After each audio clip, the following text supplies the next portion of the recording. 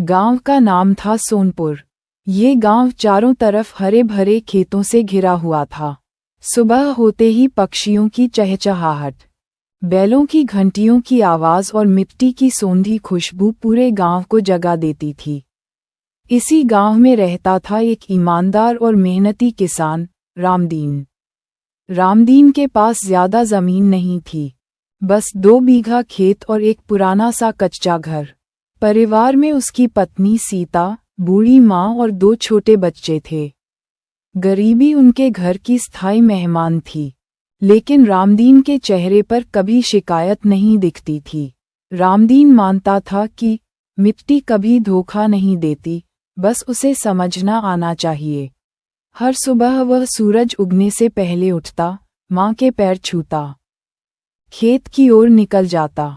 हल चलाते समय वह मिट्टी से बातें करता, जैसे वह उसकी अपनी माँ हो। सूखा और संघर्ष। एक साल गांव में भयानक सूखा पड़ा। बारिश समय पर नहीं हुई। खेतों की दरारें किसान के दिल की दरारों जैसी लगने लगीं।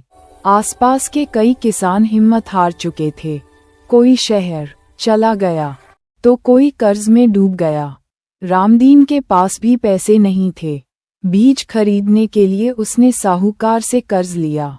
साहूकार लालची था और ऊंचा ब्याज लेता था, लेकिन मजबूरी में रामदीन को मानना पड़ा। सीता ने एक रात कहा, अगर इस बार भी फसल नहीं हुई तो हम क्या करेंगे?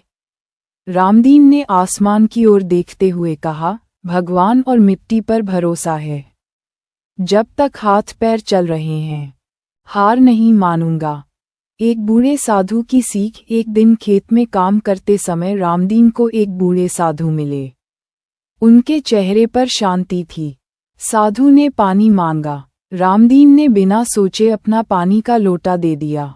साधु मुस्कराए और बोले, बेटा, तू मेहनती है, लेकिन खेती केवल हल और बीज से नहीं चलती, समझदारी से भी चलती है। उन्होंने रामदीन को मिश्रित खेती, कम पानी वाली फसलें और जैविक खाद के बारे में बताया। ये सब बातें रामदीन के लिए नई थीं। साधु ने जाते जाते कहा, अगर नीयत साफ हो तो मिट्टी भी सोना उगलती है। नई शुरुआत। रामदीन ने तय किया कि वह इस बार अलग तरीका अपनाएगा। उसने बाजरा, मूंग और सब्जियां एक साथ उगाईं। गोबर और पत्तों से जैविक खाद बनाई। पानी की एक एक बूंद बचाई। गांव के लोग उस पर हंसते थे। अरे, रामदीन पागल हो गया है, खेती ऐसे थोड़ी होती है। लेकिन रामदीन चुपचाप मेहनत करता रहा। मेहनत का फल। कुछ महीनों बाद हल्की बारिश हुई। जहां बाकी खेत सूखे थे, वहीं रामदीन के खेत में हरियाली दिखाई देने लगी। पौधे मजबूत थे, फसल अच्छी थी। जब कटाई का समय आया, रामदीन की आंखों में आंसू थे, खुशी के आंसू। उसकी फसल गांव में सबसे अच्छी थी। उसने कर्ज चुका दिया, बच्चों के लिए किताबें खरीदी और माँ के लिए दवाएं। सीता की आंखों में भी अब चिंता की जगह सुकून था। गांव की सोच बदली। अब वही लोग जो रामदीन का मजाक उड़ाते थे, उससे सलाह लेने आने लगे।